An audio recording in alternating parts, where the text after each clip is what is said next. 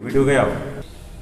प्रिय विद्यार्थियों, आज हम आप लोगों को अध्याय 2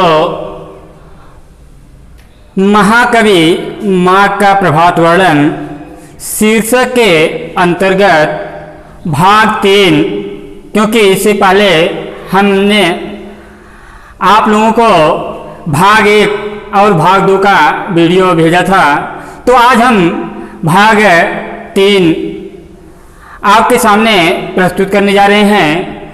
तो आप लोग इसे ध्यानपूर्वक देखेंगे। कह रहे हैं कि आकाश में सूर्य के दिखाई देते ही नदियों ने विलक्षण ही रूप धारण किया।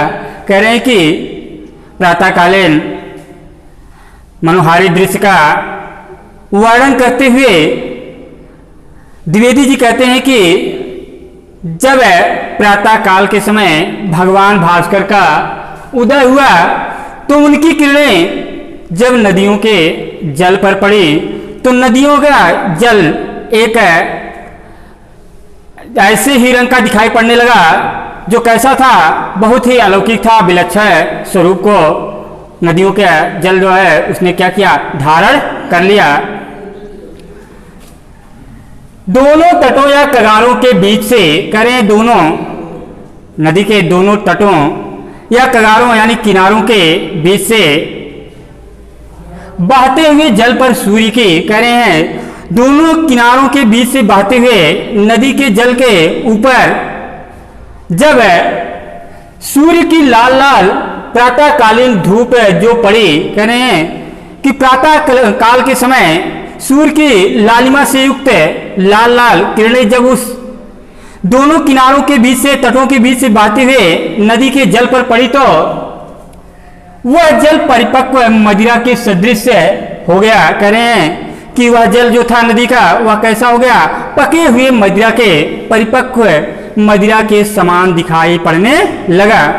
अर्थात कह रहे हैं कि जब प्रातःकालीन सूर्य की किरणें नदी के जल पर पड़ी तो नदी के जल ने एक विलक्षण ही स्वरूप को धारण कर लिया और उसका रंग कैसा दिखाई पड़ने लगा, वह परिपक्व मदिरा के सदृश दिखाई पड़ने लगा। अतएव ऐसा मालूम होने लगा जैसे सूर्य ने किरण बाणों से, कह रहे हैं कि उसे देख करके ऐसा मालूम होने लगा कि सूर्य ने अपने किरण बाणों यानी किरण रूपी बाणों से अंधकार रूपी हाथियों की घटा को सर्वत्र मार गिराया हो। जो अंधकार रूपी हाथी की जो घटा थी, जो उसके परछाई थी, जो छाया थी, उसको क्या किया, मार करके उसको नष्ट कर दिया, समाप्त कर दिया। उन्हीं के घावों से निकला हुआ, कह रहे हैं कि जब सूर्य के द्वारा अपने किरण बाणों से उन हाथियों पर प्रहार किया गया तो उन बाणों के प्रहार से जो घाव हुए उन्हीं घावों से निकले हुए रुधिर बहकर नदियों में आ गया हो। जो खून है, रुधिर का अर्थ खून, ब्लड जिसको अंग्रेजी में कहते हैं, तो वह खून क्या है, प्रवाहित होकर के बह करके नदियों में आ गया है, जिसके कारण उसका रंग कैसा दिखाई पड़ रहा है, लाल दिखाई पड़ रहा है। और उसी के मिश्रण से उनका जल लाल हो गया हो और उसी के मिलने से उन हाथियों के मस्तक से निकले हुए, शरीर से निकले हुए खून से यह नदियों का जल क्या है, लाल हो गया है, ऐसा प्रतीत होता है। कहिए यह बात, यह सूझ कैसी है। कह रहे हैं द्विवेदी जी कहते हैं कि जो हमने यह सुझाव दिया है, जो हमने यह बात कही है, यह कैसी है, आप ही बताएं। ये जो हमने ऐसा माना है कि यह जो है हाथियों के शरीर से निकले हुए जल के कारण, खून के कारण इसका रंग लाल हो गया है, या सूर्य का प्रकाश किरणें पड़ने से या क्या है, इसका रंग मदिरा सदृश हो गया है। ये जो बातें हमने कही है, जो सुझाव हमने दिया है, यह कैसा है, अब आप ही बताइए। कि बहुत दूर की तो नहीं, हमने जो बात कही है वह बहुत दूर की नहीं, यानी हमने बहुत ज्यादा फेंक करके तो नहीं कहा है, हमने बहुत ज्यादा बढ़ा चढ़ाकर तो नहीं कहा है इस बात को। तारों का समूह देखने में बहुत भला मालूम होता है। कह रहे हैं जो आकाश मंडल में तारों का समूह है यह देखने में बहुत ही क्या है, अच्छा सुंदर दिखाई पड़ता है, बहुत ही जो है वह जो है सुंदरता से युक्त दिखाई पड़ता है। यह सच है, कह रहे हैं कि यह बात सत्य है। यह भी सच है कि भले आदमियों को ना कष्ट ही देना चाहिए, कह रहे हैं कि और यह भी सत्य है कि जो भला जो अच्छा आदमी हो उसे कभी भी दुख नहीं प्रदान करना चाहिए, उसे कभी भी कष्ट नहीं देना चाहिए और ना उनको उनके स्थान से च्युत ही करना चाहिए, हटाना ही चाहिए। कह रहे हैं जो उनका स्थान है कभी भी उनको उनके स्थान से कभी भी क्या है जो है हटाना नहीं चाहिए, विस्थापित नहीं करना चाहिए। परंतु सूर्य का उदय अंधकार का नाश करने के लिए ही होता है, कह रहे हैं। लेकिन सूर्य का उदय किस लिए होता है? अंधकार को नाश करने के लिए, अंधकार का विनाश करने के लिए, जो है अंधकार को नष्ट करने के लिए होता है। और तारों की श्रीवृद्धि अंधकार की ही बदौलत है, कह रहे हैं। जो तारों की कांति है, चमक है, उसके कांति में जो बढ़ोतरी होती है वह किसके कारण होती है? अंधकार के कारण होती है। तो इसी से लाचार होकर सूर्य को अंधकार के साथ ही तारों का विनाश करना पड़ा। कह रहे यही कारण है कि सूर्य इसी कारण मजबूर होकर के, लाचार होकर के अंधकार के साथ साथ उसे इन तारों का भी क्या है विनाश करना पड़ा। यानी जब उन तारों के श्रीवृद्धि जो कांति है वह किसके कारण है? अंधकार के कारण है। और अंधकार का समापन करने के लिए ही सूर्य का उदय हुआ है। तो जब सूर्य अंधकार का समापन करेगा तो उसके साथ साथ तारों का क्या है वह भी समाप्त हो जाएंगे। तो इसलिए यहाँ पर सूर्य की क्या है मजबूरी है कि वह अंधकार के साथ साथ क्या करता है? तारों का भी समापन कर देता है, तारों को भी नष्ट कर देता है। उसे उनको भी जबरदस्ती निकाल बाहर करना पड़ा। इसलिए उन तारों को अंधकार के साथ साथ उन्हें भी क्या है जबरदस्ती क्या है उन्हें भी आकाश मंडल से निकाल फेंकना पड़ा, समाप्त करना पड़ा। बात यह है कि शत्रु की बदौलत ही जिन लोगों की संपत्ति और प्रभुता प्राप्त होती है, कह रहे हैं बात यह है कि शत्रु की बदौलत ही जिन लोगों को संपन्नता, प्रभुता, शौर्य या शक्ति कहे, जिन लोगों को प्राप्त होती है उनको भी मार भगाना पड़ता है। क्योंकि शत्रु के साथ साथ उनके जो सहयोगी हैं, जो उनका साथ देने वाले हैं, उनको भी मार भगाना पड़ता है, उनको भी समाप्त करना पड़ता है।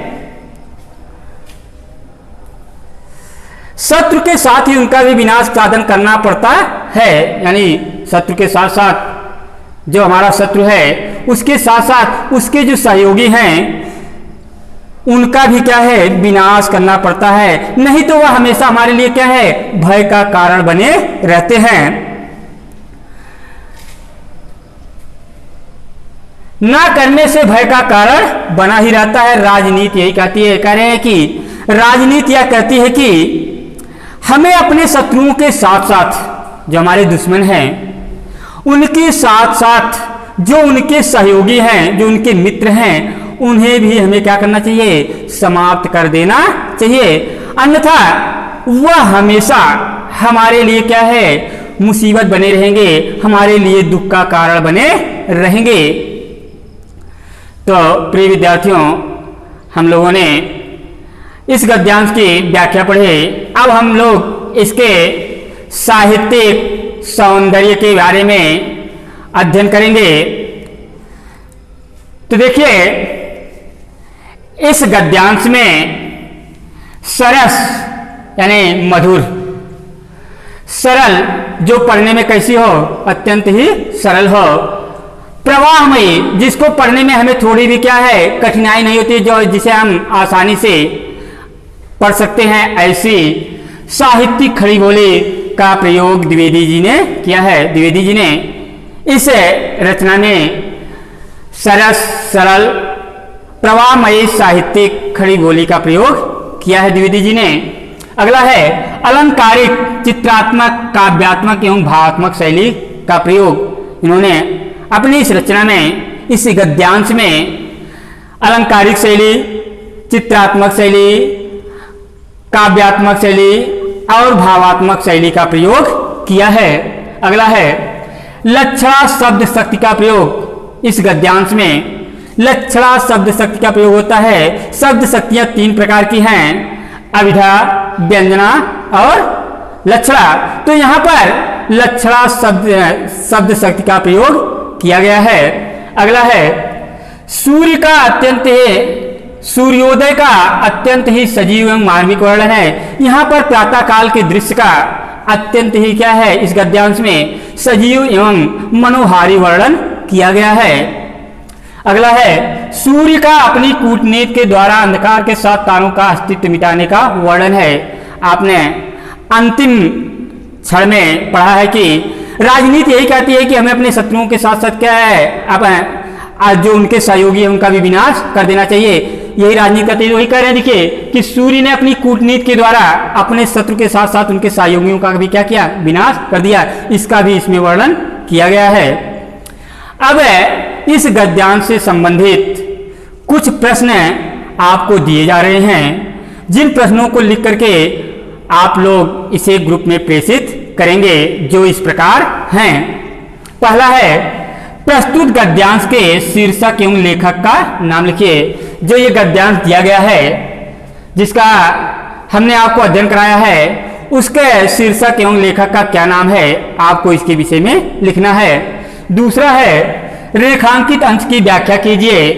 तो देखिए यहाँ पर नीचे दिया गया है रेखांकित अंश, तो आपको इस रेखांकित अंश की क्या करनी है, व्याख्या करनी है।